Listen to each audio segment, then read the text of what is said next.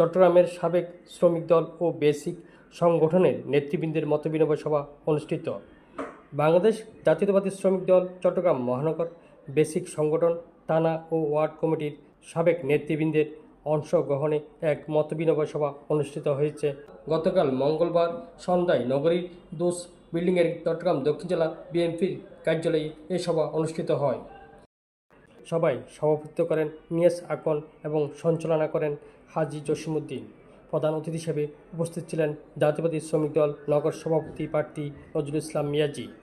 বিশেষ অতিথি হিসেবে উপস্থিত ছিলেন মহানগর হকার বিষয়ক সম্পাদক আব্দুল বাতেন, মোহাম্মদ মহিনুদ্দিন, বন্দর মার্চেন্ট শ্রমিক নেতা হারুনুর রশিদ, আবুল খায়ের স্টিল শ্রমিক ইউনিয়নের সাধারণ সম্পাদক মোহাম্মদ আনোয়ার, মোহাম্মদ কাজল ইসলাম, শামসুল ইসলাম আরজু, মোহাম্মদ তপন, শহীদুল ইসলাম কোকন, মোহাম্মদ পারভেজ, মোহাম্মদ আনোয়ার 2, মোহাম্মদ জাহেদ, জামাল গাজী, মোহাম্মদ সুমন, মোহাম্মদ আবু তালেব, মোহাম্মদ সরওয়ার, মোহাম্মদ বাবুল, গিয়াসউদ্দিন, মোহাম্মদ মিজান প্রমুখ নেতৃবৃন্দ। প্রধান অতিথি নজরুল ইসলাম মিয়াজি বলেন, আসন্ন ত্রয়োদশ জাতীয় সংসদ নির্বাচনে দেশনায়ক তারেক রহমান ঘোষিত ধানের শীষ প্রতীকের প্রার্থীদের বিজয়ী করে শ্রমজীবী মানুষের অধিকার প্রতিষ্ঠা করতে হবে। তিনি আর বলেন, 1 সেপ্টেম্বর বিএনপির 47তম প্রতিষ্ঠা বার্ষিকী উপলক্ষে চট্টগ্রাম মহানগর কমিটির সকল কর্মসূচিতে শ্রমিক নেতাকর্মীদের সক্রিয় অংশগ্রহণ নিশ্চিত করতে হবে।